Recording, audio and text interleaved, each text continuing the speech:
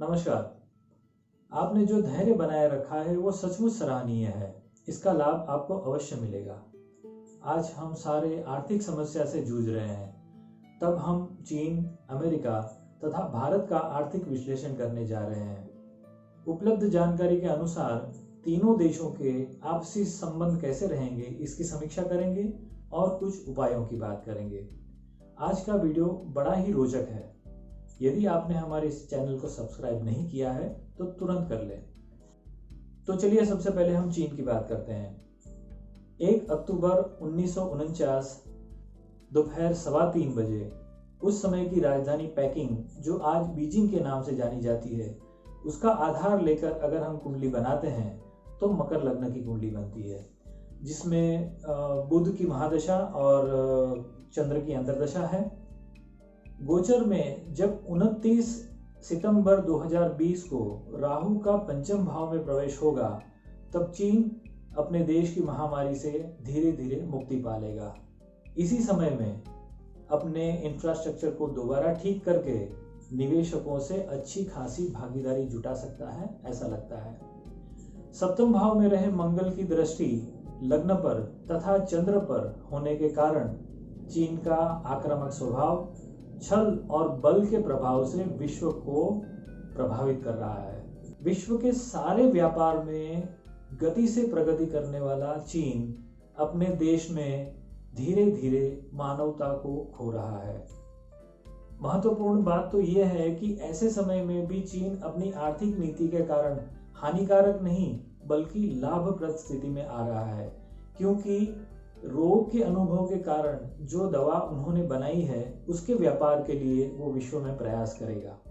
फरवरी से जून 2021 के बीच का समय चीन के लिए रोग ग्रसिता का समय हो सकता है। बुध में केतु की अंतर्दशा का समय फरवरी 2022 से जनवरी 2023 के बीच का समय चीन के लिए कोरोना से भी बड़ी बीमारी फैलने की संभावनाओं को दर्शाता है। ये बातें हमारे व्यापारियों को याद रखनी चाहिए। तो चलिए अमेरिका की बात करते हैं। 4 जुलाई 1776 उस समय की राजधानी फिलाडेल्फिया का आधार लेकर यदि हम कुंडली बनाते हैं तो ये कुंडली हमारे सामने आती है, जिसमें विंशोत्तरी दशा के तीसरे घटना चक्र के अनुसार राहु की महादशा और गुरु की अंतर्दशा चल रही है। राहु के रोग कारक प्रभाव के कारण अमेरिका ये महामारी को झेल रहा है। मूलभूत समस्या के समाधान युक्त उपाय के लिए उसकी जड़ तक पहुंचना आवश्यक है, जिसके लिए चीन की सहायता लेकर रोग निदान करना चाहता है ताकि रोग का समूल नाश हो सके। किंतु ऐसा न होने पर अमेरिका की स्थिति और भी ज्यादा गंभीर हो सकती है। राहु अपने देश के आर्थिक लाभ के लिए मित्रता या शत्रुता का व्यवहार छोड़कर मात्र अपनी आय पर ध्यान केंद्रित करेगा। अपने देश की महामारी से विश्व का ध्यान हटाकर अपनी आर्थिक महत्वाकांक्षाओं के साथ व्यापार करता रहेगा। चाइना से इंटरनेशनल ट्रेड वॉर के नाम से विश्व का ध्यान अपनी ओर केंद्रित करवा के लाभ भी कमाता रहेगा, जिससे कि उनके देश के व्यापारी उनको छोड़कर कहीं नहीं जाएंगे। और व्यापारियों को यदि अपना लाभ मिलता रहे तो वे क्यों विश्व के सर्वाधिक बलशाली देश से संघर्ष नहीं लेंगे, ऐसा मुझे लगता है। आपको क्या लगता है? आप हमें शेयर करके बता सकते हैं। तो चलिए अब हम भारत की बात करते हैं। भारत की हमने कई बार कुंडली को देखा है। 15 अगस्त 1947 रात को 12:01 राजधानी दिल्ली के साथ अगर हम जोड़कर देखते हैं तो भारत की चंद्र की महादशा है, जिसमें शनि की अंतर्दशा है। लॉकडाउन के सामान्य होते ही दुनिया के सारे देश भारत में निवेश हेतु संभावनाओं को देखेंगे। हमारी जनता ने इस महामारी में जो संयम और स्थिरता से सरकार का सहयोग किया है, यह सराहनीय है। हमारी जनता आदेशों का पालन करती है, अनुशासन प्रिय है। यही बातें विदेशी निवेशकों के लिए मुख्य आकर्षण होंगे। चंद्र की महादशा के चलते एफडीआई के लिए वन विंडो क्लियरेंस का प्रबंधन होने पर निवेश बढ़ने की पूरी संभावना है।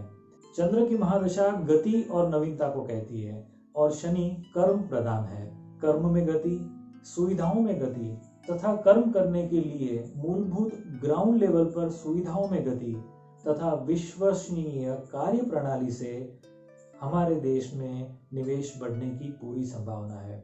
जब तक हमारे देश की आर्थिक राजधानी मुंबई पूर्णतः कार्यरत नहीं हो जाती, अर्थात अगस्त से नवंबर 2020 तक सरकारी आर्थिक नीति को बल मिलना कठिन है। संक्षिप्त में कहा जाए तो हमारा भारत अपने आप से तथा विदेशी वस्तुओं से हेल्दी कंपटीशन करने की तैयारी कर रहा है, जो नवंबर-दिसंबर 2020 के आसपास प्रारंभ होना संभव है, ऐसा हमें लगता है। आपको क्या लगता है? आप कमेंट करके अपनी राय हमें दे सकते हैं। तो चलिए अब तीनों देशों के आर्थिक और आंतरिक संबंधों का मेल देखते हैं। इस त्रिकोण में हम देख सकते हैं कि कुंडली दशा अनुसार तीनों देश की क्या स्थिति बनती है। इसमें बड़ा ही आकर्षक गणित हमारे सामने आया है। चलिए देखते हैं। चीन बुध की महादशा में चंद्र अंतर्दशा, अमेरिका राहु महादशा में गुरु अंतर्दशा तथा भारत की चंद्र महादशा में शनि की अंतर्दशा चल रही है, जिसमें दशा स्वामी ग्रहों को देखा जाए तो भारत का मेल चीन के साथ बनता है, जो अभी भी चीन के साथ जुड़े रहने का संकेत देता है। आंतरिक स्तर पर हमारा आत्मनिर्भरता कार्यक्रम चलता रहेगा। अपने व्यापारी भी शीघ्र अतिशीघ्र चीन से अपने प्रोडक्शन यूनिट निकालकर अपने देश में लाने का प्रयास जारी रखेंगे, परंतु खुले तौर पर चीन से व्यापार न करने की बात कोई नहीं करेगा। अमेरिका के साथ अक्टूबर के बाद सहयोग नीति बन सकती है, जब राहु में शनि की अंतर्दशा चलेगी, जबकि चीन अपने देश में बसे बसाए व्यापार की नींव को चलायमान होने नहीं देंगे। कुछ टैक्स में छूट देंगे, कुछ लालच देंगे, कुछ दबाव करेंगे, कुछ अतिरिक्त सुविधाओं को देकर भी व्यापारियों को अपने साथ जुड़े रखने का पूरा प्रयास करेंगे। कुछ हद तक सफलता भी मिलेगी। ऐसे में अमेरिका से मिलने वाली युद्ध चेतावनियों का भी चीन पर कोई असर नहीं होगा। अमेरिका में महामारी तथा अनुशासनहीनता के कारण कुछ प्रश्न जरूर उठे हैं। कुंडली योग को देखते हैं तो पता चलता है कि वे मात्र अपने ही देश के लोगों का भविष्य देखेंगे। जुलाई से अक्टूबर 2020 के बीच अपने ही देश में बसे विदेशी नागरिकों के प्रति उनका भेदभाव बढ़ेगा। ऐसे में उनका असुरक्षा भाव अपने अपने देश के प्रति आकर्षित करेगा, तब वे अपने अपने देश में निवेश करने की सोच सकते हैं। आज की परिस्थिति में अमेरिका में बसने वाले भाई बहनों को हम एक ही सलाह देना चाहते हैं कि संबंधों में मिठास बनाए रखें। व्यापार नौकरी में जहां पे जुड़े हैं वहीं पे रहें। मान अपमान से ऊपर उठकर अपने व्यवहार को बनाए रखें, अपनी सेविंग्स पर ध्यान दें तथा अपना आरोग्य बनाए रखें। इन परिस्थितियों में आर्थिक संतुलन बनाए रखने के लिए चलिए कुछ उपाय की बात करते हैं। विश्व के सारे देशवासी, चाहे वे भारत के हों या चाहे अमेरिका के हों, उनको उत्तर दिशा में मुंह रखकर धन के देवता श्री कुबेर जी के मंत्र का जाप करना चाहिए।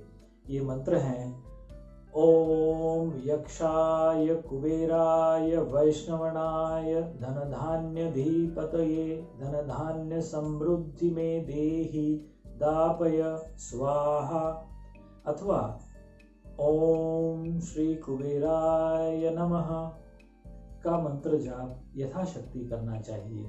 घर की स्त्रियों को गुरुवार के दिन श्री महालक्ष्मी का व्रत करना चाहिए। घर के उत्तर एवं ईशान्य भाग को खुला, खाली तथा स्वच्छ रखने का संभव प्रयास करना चाहिए। अपने घर की तिजोरी को उत्तर या पूर्व में खुले, ऐसा व्यवस्थापन करना चाहिए। आज की अनिश्चित परिस्थिति से जब हम बाहर निकलेंगे तब हमारी शक्ति की कसौटी होगी। हमारा आत्मविश्वास, हमारा आरोग्य बाहरी वातावरण से लड़ने योग्य होना चाहिए। इसीलिए हमारी रोग प्रतिकारक शक्ति को बढ़ाने में हमें लगना चाहिए। हमारे परिवार के सभी सदस्यों को रात को सोते समय गर्म दूध में हल्दी मिलाकर के पीना चाहिए, तब हमारी आंतरिक शक्ति, रोग प्रतिकारक शक्ति बढ़ेगी। अपना मानसिक संतुलन बनाए रखें, सभी का स्वास्थ्य ठीक रहे, ऐसी ही प्रभु परमात्मा से हम प्रार्थना करते हैं। आपको हमारी बातें कैसी लगती है, यह कमेंट करके हमें अवश्य बताएं।